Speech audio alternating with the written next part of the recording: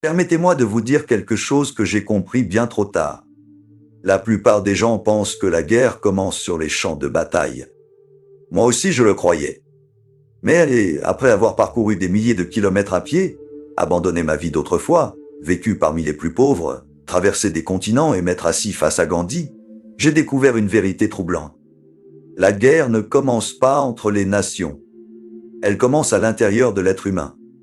Et tant que cette guerre intérieure perdurera, aucune révolution, aucun gouvernement et aucune idéologie ne pourront nous sauver.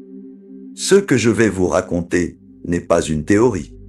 C'est une vérité à laquelle j'ai consacré ma vie. Et si vous parvenez à la comprendre, vous découvrirez peut-être pourquoi le monde continue de souffrir des mêmes conflits, génération après génération. Durant ma jeunesse, j'ai cherché le savoir partout. J'ai étudié, voyagé, lu, observé, rencontré des hommes instruits, des universitaires brillants et des penseurs respectés. Mais plus j'apprenais, plus je sentais qu'il manquait quelque chose d'essentiel. Il y avait des informations, il y avait le progrès, il y avait des idées, mais il n'y avait pas de sagesse. Puis un jour, j'ai compris quelque chose qui a changé le cours de mon existence. Je me disais chrétien, mais je n'avais jamais vraiment essayé de vivre ce que je prétendais croire. J'ai alors décidé de recommencer depuis le début. Non pas par la théorie, ni par la philosophie, ni par les mots, mais par l'expérience. Et la première expérience fut la pauvreté. Si le Christ avait dit « Égaux heureux les pauvres yeux », je voulais découvrir ce que ces paroles signifiaient réellement. Non pas les étudier, mais les vivre. J'ai renoncé à bien des conforts et j'ai commencé à survivre grâce à de petits travaux. Peu de temps après, j'ai pris une décision encore plus radicale. Je suis devenu un marcheur pendant plusieurs années. J'ai parcouru routes et sentiers sans destination précise. J'ai dormi à la belle étoile, traversé des villages inconnus et vécu avec presque rien. C'est là que j'ai découvert une liberté que je n'avais jamais connue. La liberté de ne pas être constamment en train de poursuivre quelque chose. La liberté de ne pas mesurer ma valeur à ce que je possédais. La liberté de simplement exister, respirer, marcher, contempler, écouter et ressentir. C'est alors que j'ai compris quelque chose que la plupart des gens ne découvrent jamais. La vie, à elle seule, est déjà un miracle. Mais nous sommes tellement occupés à courir après des choses que nous oublions de la vivre. Pendant que je découvrais cette liberté, l'Europe avançait vers les ténèbres. La guerre approchait. Les discours devenaient de plus en plus agressifs. Les gouvernements parlaient d'ennemis. Les peuples parlaient de vengeance. Et quelque chose s'est éveillé en moi. Je me suis demandé, pourquoi les hommes finissent-ils toujours par se détruire les uns les autres? Pourquoi tout le monde dit-il vouloir la paix tout en se préparant à la guerre? Pourquoi l'histoire semble-t-elle répéter sans cesse les mêmes tragédies? J'ai compris qu'il me fallait une réponse. Et tous les chemins m'ont finalement conduit vers un homme, Gandhi. J'ai traversé des continents pour le rencontrer. Je ne suis pas allé en Inde à la recherche de l'exotisme. Je n'y suis pas allé en quête d'une spiritualité différente. J'y suis allé à la recherche d'une solution à la souffrance humaine. Et lorsque j'ai enfin rencontré Gandhi, j'ai compris que je me trouvais devant quelque chose d'extraordinaire. Il n'était ni roi, ni général. Il ne possédait aucune richesse. Il n'avait pas d'armée. Mais il possédait une force que je n'avais jamais vue, la force d'un homme qui était parvenu à devenir un. C'est cela qui m'a le plus impressionné. En Occident, nous vivons divisés. Nous avons une personnalité pour le travail, une autre pour la famille, une autre pour les amis, une autre pour la religion, une autre encore pour la politique. Nous portons un masque différent selon les circonstances. Mais Gandhi était le même homme partout. La même vérité guidait chacun des aspects de sa vie. Il n'y avait aucune contradiction, aucune duplicité. Et j'ai compris que la véritable force naît précisément de cette unité intérieure. En observant Gandhi durant ces mois-là, j'ai compris quelque chose qu'aucun livre ne m'avait jamais enseigné. La plupart des gens veulent changer le monde, mais très peu sont capables de se gouverner eux-mêmes. Ils veulent transformer les gouvernements, transformer les systèmes, transformer les institutions, mais ils demeurent esclaves de leurs propres impulsions, de leurs propres désirs et de leurs propres réactions. C'est alors que j'ai compris que la première révolution doit avoir lieu en nous. Car celui qui ne parvient pas à se maîtriser ne sera jamais véritablement libre. Observez votre propre vie. Combien de fois réagissez-vous sans réfléchir? Combien de fois les paroles d'une autre personne déterminent-elles votre état émotionnel? Combien de fois une critique détruit-elle votre paix intérieure? Combien de fois une provocation dicte-t-elle votre comportement? Voilà le véritable champ de bataille, non pas à l'extérieur, mais à l'intérieur. C'est pourquoi je voudrais vous proposer un exercice. Pendant une journée entière, observez chaque fois que vous réagissez automatiquement. N'essayez de rien changer. Observez simplement. Observez votre colère. Observez votre impatience. Observez votre peur. Car personne ne peut transformer ce qu'il est incapable de voir. Et la conscience est toujours le premier pas vers la liberté. Avec le temps, j'ai compris quelque chose d'encore plus profond. La violence n'est pas ce que la plupart des gens imaginent. Les gens pensent qu'elle commence par un coup, une agression ou une guerre. Mais ce n'est là que le résultat final.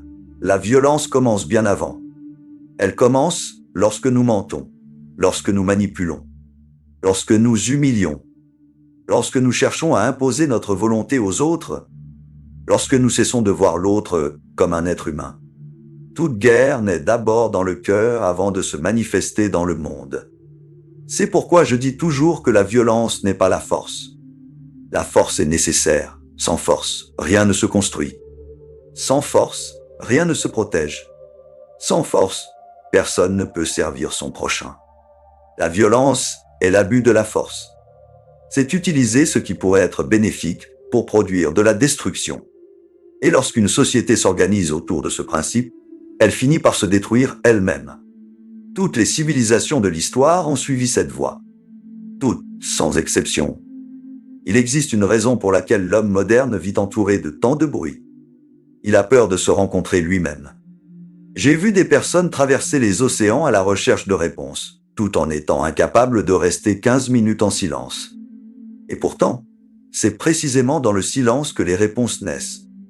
Non dans l'agitation, non dans les discussions, ni dans le divertissement permanent. Le silence est un miroir. Et beaucoup l'évitent parce qu'il révèle ce qu'ils ont passé des années à essayer de cacher. Leurs peurs, leurs contradictions, leurs blessures et leurs désirs les plus profonds. C'est pourquoi, dans nos communautés, nous avons appris à pratiquer le silence. Non comme une obligation, mais comme une nécessité. Je voudrais vous proposer une pratique très simple. Trouvez un endroit calme et éloignez toute distraction. Asseyez-vous pendant 15 minutes. Ne priez pas. Ne faites aucune visualisation. N'essayez de rien contrôler. Écoutez simplement. Écoutez vos pensées. Écoutez vos émotions. Écoutez ce qui émerge lorsque le bruit disparaît. Au début, vous rencontrerez la confusion. Puis vous découvrirez quelque chose de plus profond.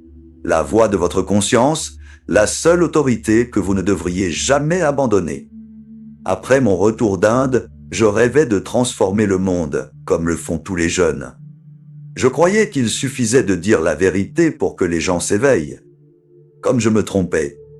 J'ai rapidement découvert que les gens ne rejettent pas la vérité parce qu'elle est fausse. Ils la rejettent parce que la vérité exige une transformation. Et changer est bien plus difficile que nous ne l'imaginons. J'ai alors compris qu'il ne suffisait pas de parler. Il fallait vivre ce que l'on enseignait. C'est ainsi qu'est née la communauté de l'Arche, non comme une théorie, non comme une idéologie, mais comme une expérience de vie. Un lieu où les personnes cherchaient à vivre conformément aux principes qu'elles proclamaient. Et c'est là que j'ai découvert une autre vérité. Une grande partie de la souffrance humaine naît d'une illusion. L'illusion selon laquelle nous avons besoin de toujours plus pour nous sentir complets. Plus d'argent, plus de reconnaissance, plus de biens, plus de sécurité, plus de contrôle. Mais plus l'être humain poursuit ces choses, plus il en devient dépendant. Pendant des années, je croyais que la pauvreté signifiait ne rien posséder. Puis j'ai compris quelque chose de bien plus profond. La véritable pauvreté consiste à ne plus dépendre, car on peut posséder beaucoup de choses et demeurer libre. Et on peut posséder très peu tout en restant esclave. La vraie question n'est jamais de savoir combien vous possédez. La vraie question est combien de ce que vous possédez vous possède en retour. Regardez autour de vous.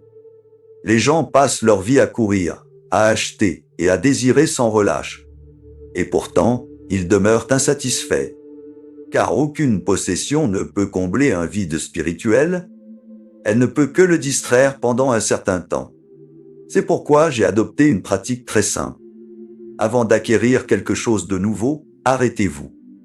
Et demandez-vous, quoi en ai-je réellement besoin? Ou suis-je en train d'essayer de combler un vide intérieur?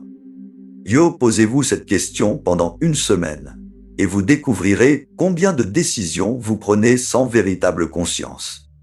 Combien de fois vous cherchez à l'extérieur ce qui ne peut être trouvé qu'au plus profond de vous-même. Aujourd'hui, l'humanité possède plus de pouvoir qu'elle n'en a jamais eu. Et, dans le même temps, elle dispose aussi d'une capacité de destruction supérieure à celle de toutes les générations qui l'ont précédée. Nous ne parlons plus seulement de la chute des empires. Nous parlons de la possibilité de détruire la planète tout entière. C'est pourquoi je continue de répéter ce que j'ai appris il y a tant d'années. Le problème fondamental de l'humanité n'est pas technologique. Il n'est pas économique. Il n'est pas politique. Il est spirituel. Nous avons appris à maîtriser la matière avant d'apprendre à nous maîtriser nous-mêmes. Beaucoup me demandent, Ego, comment lutter contre la violence? Comment faire face à l'injustice? Comment résister au mal? La plupart des gens ne connaissent que 4 réponses. Combattre, fuir, se soumettre ou rester indifférent. Mais il existe une 5e voie, la non-violence. Et ne confondez jamais la non-violence avec la faiblesse. La non-violence exige plus de courage que n'importe quelle guerre, car elle demande d'affronter son adversaire sans le haïr, de résister sans détruire, de lutter sans déshumaniser, de souffrir sans devenir bourreau à son tour. Cela exige une force immense, une force bien plus grande que celle qu'il faut pour appuyer sur une détente. Après toute une vie de voyage, de lutte, de recherche et d'apprentissage, je peux résumer tout ce que j'ai compris en une seule vérité. L'humanité ne sera pas sauvée par des hommes plus intelligents, ni par des machines plus perfectionnées, ni par des gouvernements plus puissants. Elle sera sauvée par des hommes plus conscients, des hommes capables de dire la vérité, capables de maîtriser leurs propres impulsions, capables d'écouter leur propre conscience, capables de vivre avec simplicité, capables de lutter sans haine, capables d'aimer sans posséder. Car l'avenir du monde ne dépend pas de ce qui se passe dans les parlements. Il dépend de ce qui se passe dans le cœur humain. Et chaque fois qu'un être humain triomphe de la violence qu'il porte en lui, c'est toute l'humanité qui fait un pas vers la paix. Telle fut la leçon de Gandhi. Telle fut la leçon de toute ma vie. Et peut-être, si vous avez écouté ces paroles avec attention, pourra-t-elle devenir la vôtre.